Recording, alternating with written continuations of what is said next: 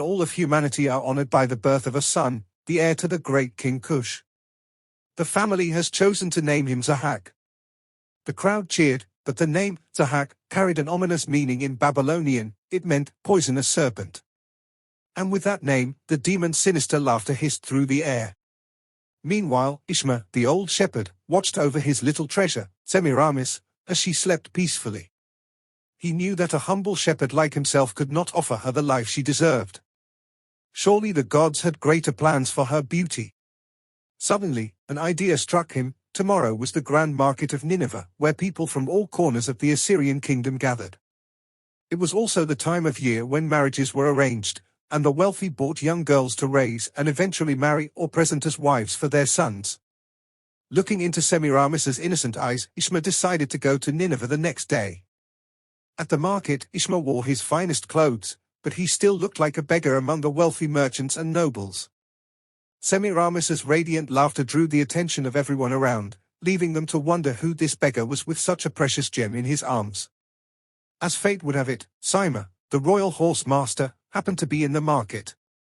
He was there to purchase horses for the king, but the sight of Semiramis stopped him in his tracks. He forgot the horses, the king, and everything else. All he could think about was his own sorrow. He was childless.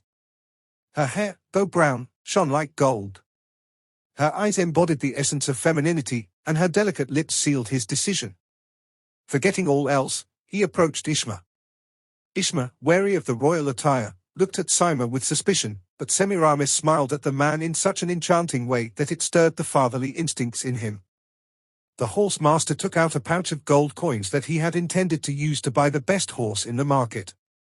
Ishma eagerly accepted the offer, kissed Sima's hand, and walked away, singing, "When the great Savior comes, you will surely be free." In a magnificent Babylonian palace, a young man named Zahak lounged amidst an array of beautiful women. He was the son of King Kush, now 100 years old, but such an age was not unusual back then when people lived between 500 and 1,000 years. Suddenly, an elderly, disheveled man approached the platform where Zahak sat today. The old man's crooked figure and ragged clothes drew scornful glances from the women around Zahak. Zahak, too, looked at him with disdain and asked mockingly, "How did you get in here, wretched creature?" The old man, with a snake-like voice, replied, "I passed through many wretched souls dressed in ridiculous garb, guarding the so-called son of the great Kush.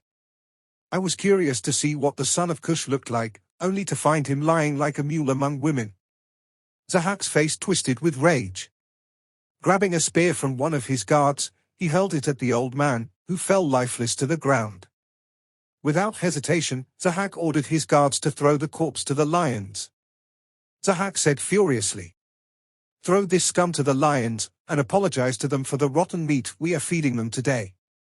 The guards carried the old man, who seemed to have died instantly like a stone, and threw him into a nearby large pit.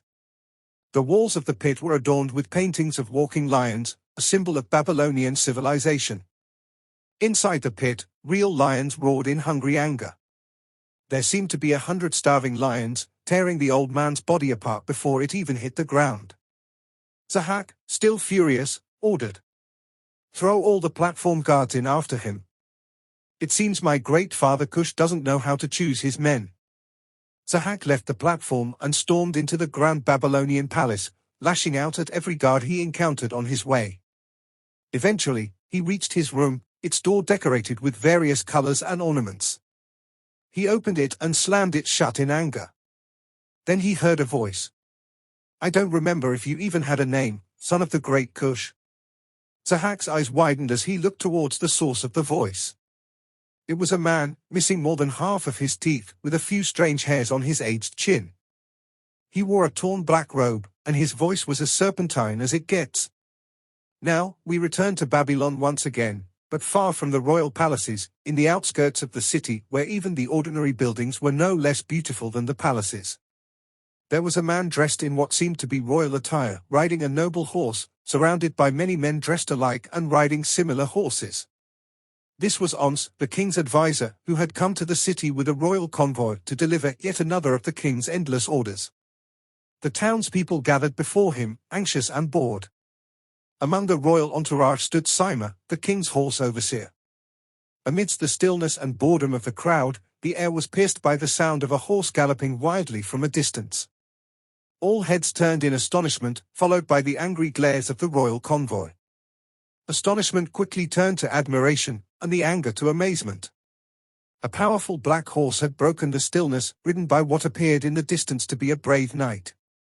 But that wasn't what caused the people's expressions to change so dramatically. Their expressions changed because the rider wasn't a knight at all, it was Semiramis. "Did I miss much?" She said it with a mix of playfulness and confidence.